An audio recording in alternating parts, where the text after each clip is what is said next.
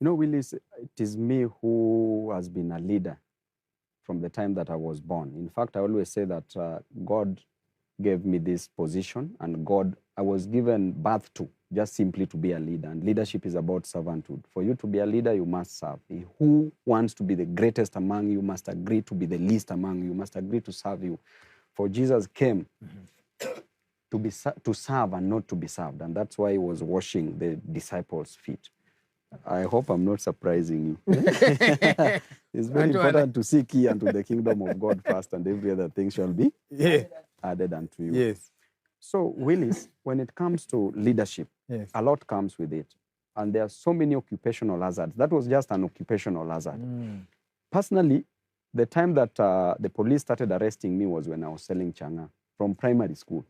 I used to sleep in Central Police Station in Kisumu. Wow. All the way to high school, still sleeping. Even the day that I was doing biology practicals, KCSE, a police officer told me the other day, he called me to give him bursary to educate his child. But I gave him because I know that judgment belongs to God. But by the end of the day, I was arrested on the day of my KCSE.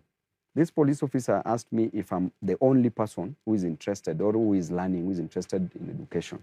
He took me to the cell. The following day, I woke up. I started banging the door. The OCS for Central Police Station in Kisumu came, opened the door, asked me what was happening. I told him I have exams. He actually released a Land Cruiser, took me to school. That OCS is called Wanyama, very good person. He has retired now, but very good person.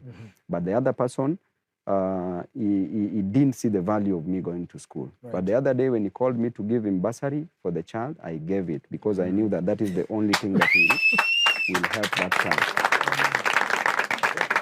So all the way to the university, I was arrested severally. I think I'm a person who has been arrested the most, I think, in this world.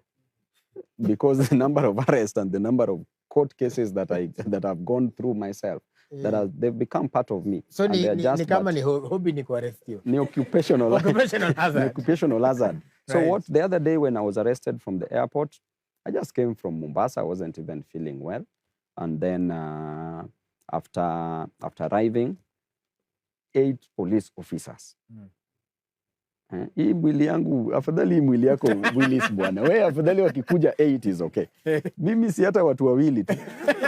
Although mmoja anaweza nyorosha, but wawili wanaweza at least manage kidogo, si ndio? So 8 of them. Tuliona pia unafanya makumbu. Hapo niko hatari sana. Very good. Hapo I have to self defense. Yes. In case of anything, you know. So Willis, at the airport, these guys took me to Subarus. They handcuffed me, they blindfolded me, put me in the car, drove around. I didn't know where we were going. But I told them one thing that I know, the reason why you are blindfolded me is probably you guys want to finish me. So you don't have to go far. You're wasting fuel, you're wasting resources. Just do it now. That is when one said that, Babu, we've just been given instructions, we'll just take you somewhere. So I told them, okay, let's go. So from 10 p.m., from 9:30 p.m. to 2 a.m., that's when we arrived at Kirinyaga, Wanguru. But I didn't know where I was. I didn't know because I was blindfolded. They only removed the handcuffs while I was in the police cell. So I still didn't know where I was. So in the police cell, there was nobody else. I was just alone. But it's my new home. I'm used to that, by the way. So I wasn't surprised.